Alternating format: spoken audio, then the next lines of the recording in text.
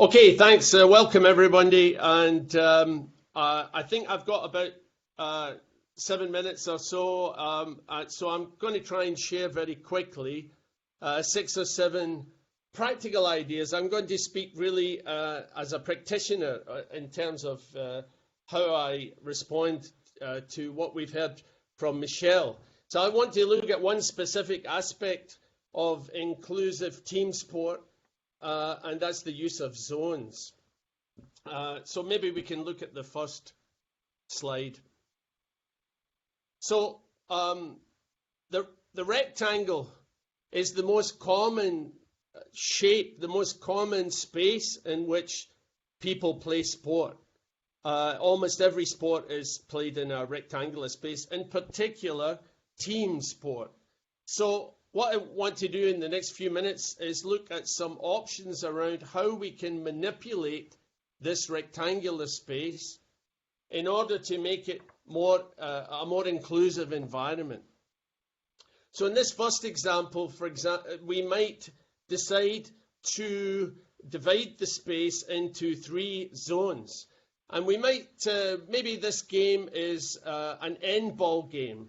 So we've got a player at each end of the court or the playing space. So can we see those players? There we are. So one team is trying to get the ball to their own teammate at the end of the court. So in order to make this activity more inclusive, rather than have the players move anywhere in the space, we may, for reasons of inclusion, place the players in ability groups. So there is a player or players from each team in each of the zones. The players in the zones stay where they are. They don't move out of their zone, but the ball passes through each zone.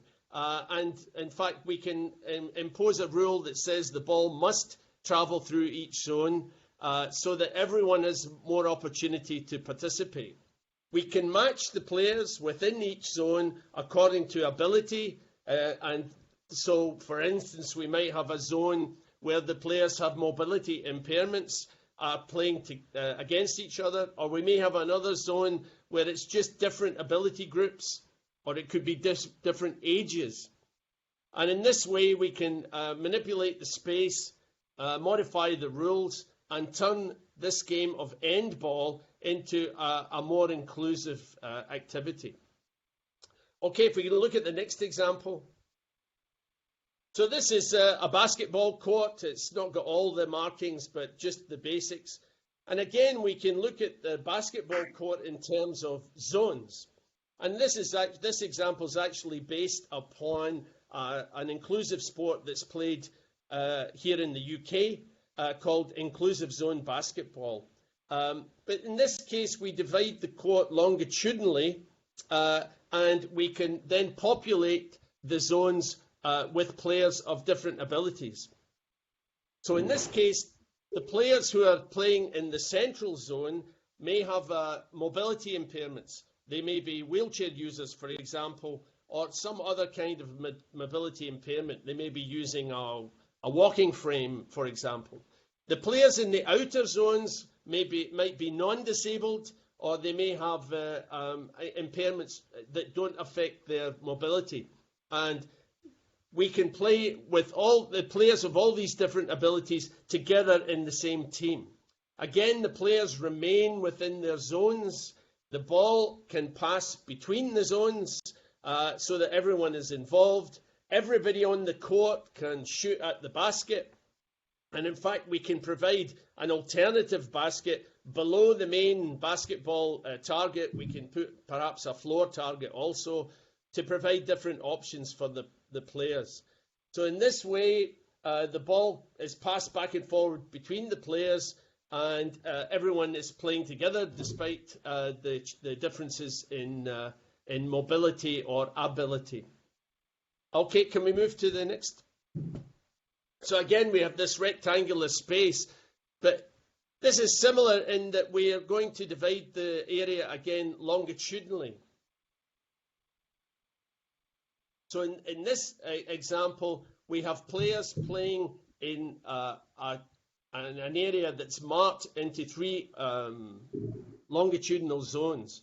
But in this example, the players can move in any part of the court. So maybe if we can see the players. Okay, so the players are able to, this could be indoor soccer, it could be a basketball type game, it could be a variety of invasion game options.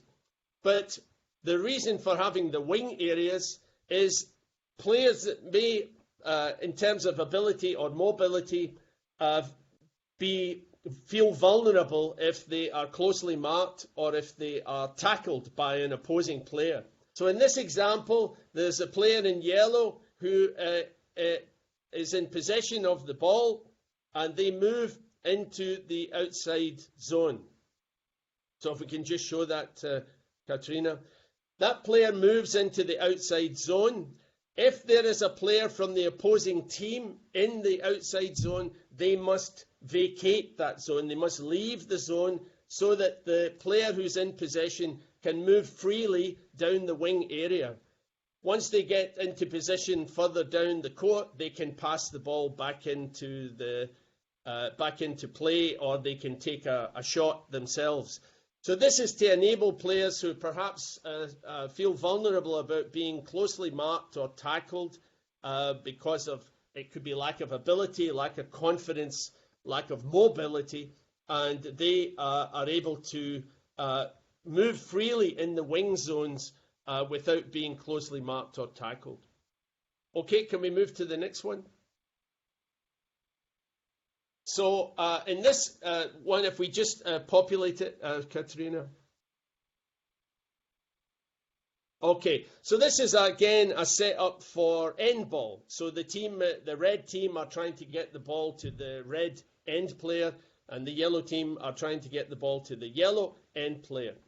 And so we can play in a usual kind of way. But if we want to try and increase the options for the teams to give them more success, where perhaps ability levels are varied within the team, then we can switch. Instead of having one player in each end of the court or the playing space, we can have 2. So if you move to the next one, Katrina. So we can have 2 players from each team who are in the end zones and able to receive the ball. So the other players are moving the ball in between them, and they're trying to get the ball, but we can increase the options to score. So each attacking player has 2 possibilities of scoring. If we can just show the last. So each attacking player has 2 options to score, and that increases the potential success rate. And it can help with confidence. Quite often, inclusion can be based around confidence levels and not just around physical ability or mobility. It's sometimes to do with confidence. So we're trying to increase options for the players. And the next one, please. And in this one, we can change the dynamic of the game by having an end player from each team at both ends. So in this way, the players don't necessarily need to think about direction. They can score at either end of the playing space. And that increases the options that they have. And it also makes it more challenging for the defensive team. So there's more chances to score, and it's a more interesting concept. Rather than, if you think about most court games or invasion games, football, basketball, hockey, the teams are traveling in the same direction. They're traveling in one direction. This changes the dynamic and provides other options that may enable players to be more successful. Okay, next one, please. So in this one, again, if we just populate it. Okay, in this one, we play quite often so we attack the narrow side in team sport. It's always the length of the playing area, and we attack the short side. We attack the smallest side of the rectangular space. In this option, you can switch this around. In order to give players more opportunity to score, then we attack the long sides. So we turn the game around, and players play across the playing area. That gives them a much wider area to attack, but it also gives them a much wider area to defend. So this way, we can encourage players to be more mobile and to try to move more, and we also give them more opportunity to be successful because they have a much wider goal line to attack. So this is another possibility. Don't look at the space always in the same way. We can switch it around and use the space in different ways. Okay, and just the last one, I think.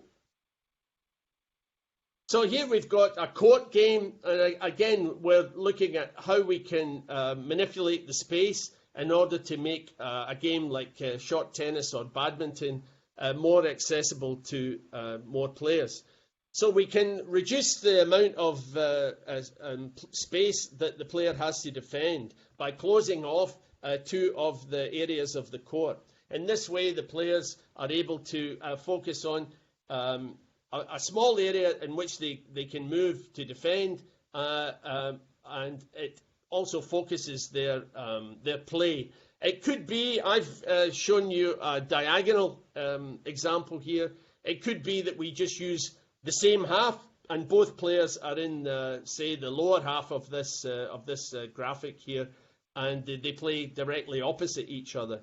But we reduce the amount of space that the player has to defend, and then those perhaps who have a mobility impairment are able to cover more ground. We could also make this more inclusive by having one player who is defending 1/4 of the court, and if the other player is more mobile, they have to defend the whole of the other side of the court.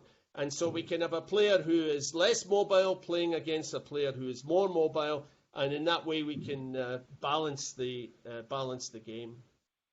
So those are just a few quick examples based on manipulating space and using a zonal approach to inclusive team sport.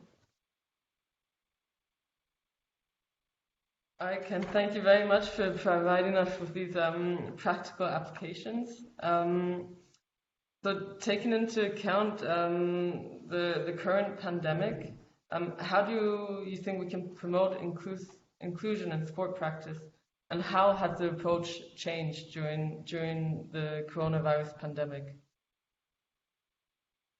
Yeah, I think I've been fortunate to be involved in a few projects. One I started myself, which we've put on the Inclusion Club, and maybe we can mention, provide the links to the participants after this webinar. But one approach that I think has been very useful is an approach taken by the Youth Sport Trust here in the UK, and they have used physical education teachers and people like me to make small videos to encourage children to develop sports skills. So these videos are posted online and distributed through the schools directly to young people in their homes, and they show simple ways. All the videos are no more than 2 minutes long, and they show some very simple ideas around developing sports skills, and they cover elements of the physical education curriculum, but in a very sort of accessible way. One of the important aspects is young people may not have equipment at home, so one of the things that we try to do in these short videos is show how you can use pieces of equipment that you might just have around the house. So adapting household equipment or paper or empty water bottles anything you might have around the house that you can adapt and use to help you enjoy an inclusive game or to develop basic sports skills. So we can use video material, which we can distribute, as in the case of the Youth Sport Trust, through schools directly to young people, so that they're able to continue to develop physical education skills at home. The other one I wanted to quickly mention is virtual team sport. And this is another thing that has been used here, and I think also in other countries around the world during the lockdown. And that is to create some simple challenges. I've been involved in developing challenges for a program here in the UK. The challenges are again, simple challenges that can be created out of equipment that might be found around the home. These are then, the young people then participate in the challenges and they register some kind of a score.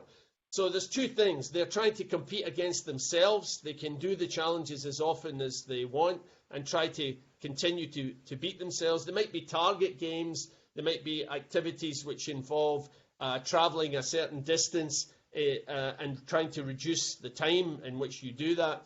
All sorts of challenges based on physical and, in some cases, intellectual skills. They can also, as well as trying to beat their own personal best, they can also post their bests on the website that is set up by the school or by the organising group. And in that way, children can compete against each other. So they can see what other people are doing. You can create a kind of league table, and you can see for each of the different challenges how children can improve and try to compete against each other, although they're doing this individually at home.